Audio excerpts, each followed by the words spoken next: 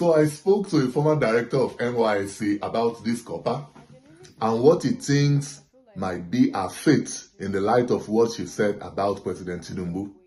So in a bit, I will share with you exactly what he thinks might happen to her. But here is a summary of what she said about President Tinubu. Watch.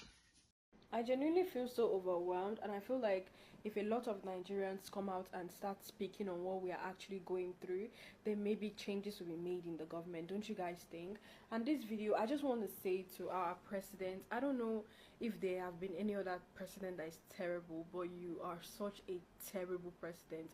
It is so hard. So I'm coming from the supermarket where I went to get foodstuffs, and everything has gone up again. It's just like every single week prices increase. I want to know, what is the government doing about this increment? Is there going to be a particular time where prices will stop going up? Is there going to be a particular time where things are going to go back? Guys, why am I going to get a crate of egg and they're telling me it is 6.5? It doesn't make any sense that egg will cost 6.5. Like, I literally can't remember when egg used to cost 800. And I'm so overwhelmed because this is literally my first time doing this adulthood thing alone. This is my first time moving out of my family house.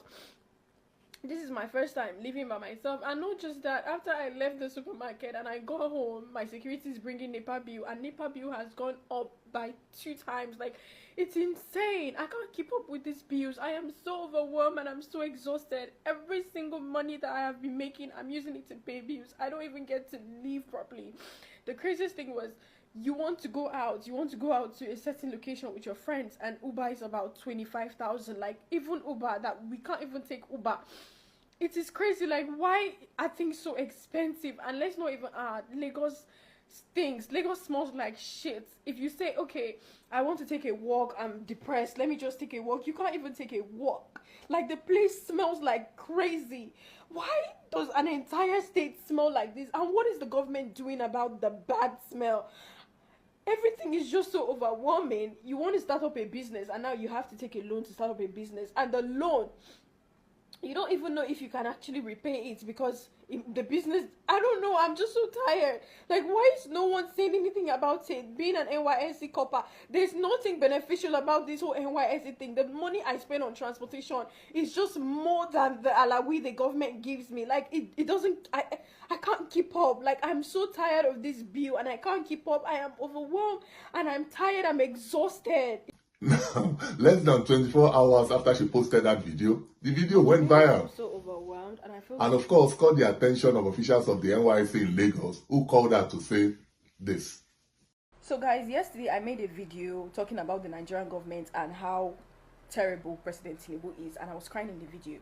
So 30 minutes ago, I just received a call from the NYSC board, starting with the secretariat before the LGI. And for the secretariat, for the NYSC secretariat, I'm going to attach what she said, some of the things she said, so you guys will hear. Are you normal? I wasn't insulting the president, ma. I was only asking for accountability. Hold down that rubbish you put there. Ma, are you threatening me? Hold down that rubbish. You are not talking to your mate. Ma, she called me and she was shouting and she was threatening me to take down the video. And I'm in my first mind, I'm like, wait, how did they get my phone number? And then I realized that every NYSC copper has to fill a file with your phone number and your address. I'm like, these people actually have my house address and they know where I'm staying. And now they have started calling me first to threaten me.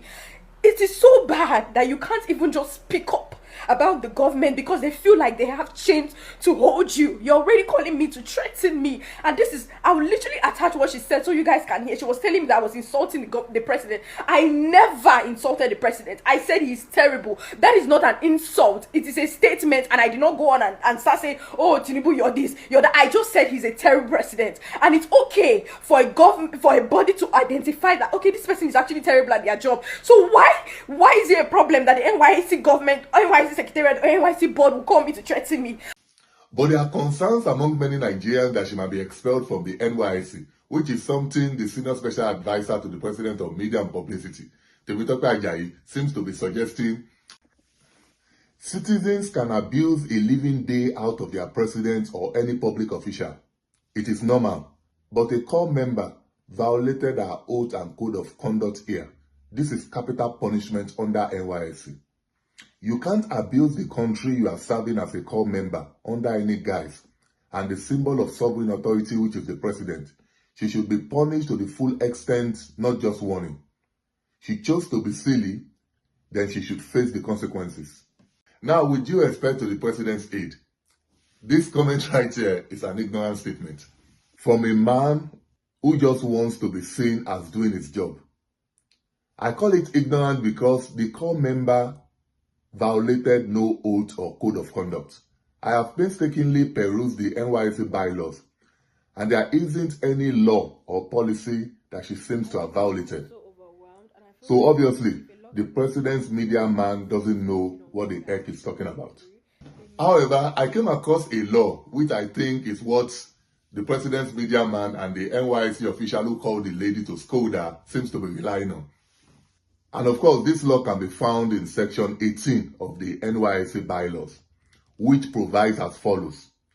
Any member who addresses the press on any policy issue without the written consent of the state coordinator shall be tried by the camp courts, and if found guilty, be liable to extension of service for 30 days on half pay.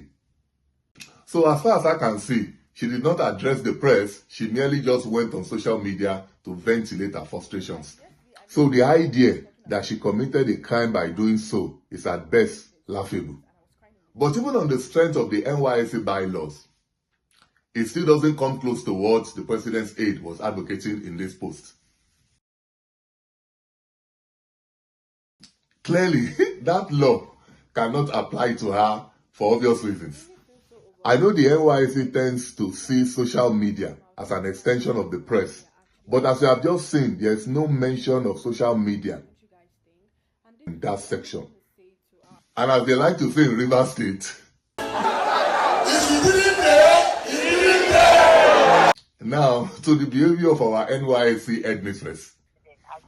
I don't know her, but like Mr. Temitope Ajayi, she too doesn't know any better. She probably hasn't read or fully understand what the NYSC bylaws expects and demands of core members. So I look at her and all I see is an establishment person who only does as she has always known to do or told to do. I see her conduct as a reflection of the kind of culture that exists in the NYSC, where they essentially see coppers like children. In my opinion, all people like her needs is training and more training. By the way, if the NYSC wants to prevent coppers from criticizing the government, like government do with civil servants, all that they need to do is to just review this law. But the truth is that right now, our dear copper has violated no law known to even the NYSC. Now, if the NYSC were a smart bunch, all that they need to do right now is to either give her a call or invite her over, reassure her that she's in safe hands, give her a few foodstuffs here and there, and then probably take a picture with her and let the matter die there. But I must say this, while it is still within the rights of core members to criticize governments, they must be aware that they are likely to suffer a similar backlash. I mean, there can be no doubt about that. Which I think is a good segue to addressing the elephant in the room. Let me start by first congratulating you on your celebrity status. You are currently where a lot of people on social media would love to be. And Saturday was certainly your lucky day. Because having a viral video isn't something that happens every day, especially for people like yourself. I myself have been trying to get one of my videos go viral in the last 6 months or so, but haven't been as successful as you have been. Truth is, it is not all the time that our rants and frustrations get noticed by those in the corridors of power. For me, your point is made and it is time to move on. But if you want to be a student in Showore School of Activism, then by all means, go for it. Now, if I were you, I'll be putting on my chicken caps, and here are the things I'll be doing. Number one, never go into a fight with the NYSC. It will be the most unproductive thing to do. I mean, don't go into a meeting with your LGI with an aggressive posture. After all, they are still your employers. Unless, of course, the NYSC certificate doesn't mean much to you. In which case, it will be perfectly fine to do this any which way. So, my advice for you is to go there, be friendly and respectful, but by all means, stand your ground. Anything to the contrary is likely to be counterproductive in the long run. You already made your point, and nothing can change that. In fact, a lot of Nigerians thank you for your courage. Now, while all the outpouring of love and support are great, you need to know that all these guys, good as some of them are politicians, and they are only doing what politicians do. So be very wary of them, so that at the end of the day, you don't find yourself in a situation where you are saying this. So this one. I will not allow you to. Hey, help me, help me, help me, help me, help me, help me, help me, help me. If they carry me, they go where I don't know. In other words, welcome all the love from all of them. Soak it all in, but do not allow any one of them hijack this fight or push you into a never-ending battle with the government. Especially this man right here, who escorted you to the LGI office, himself and his team of kindergarten lawyers. I do not underestimate his nuisance value in situations like this, but I honestly would prefer that your own parents or family members went there with you. Remember, the initial buzz that this kind of fight will give you is oftentimes very delirious. But trust me, activism is a very lonely struggle. And in a country where people move on very quickly, it's even harder.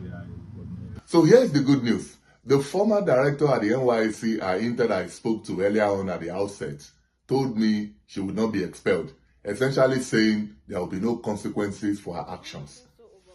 According to him, the worst or best the NYSC can do is to counsel her on how she could have handled the situation better. But I leave you with this Bible quote.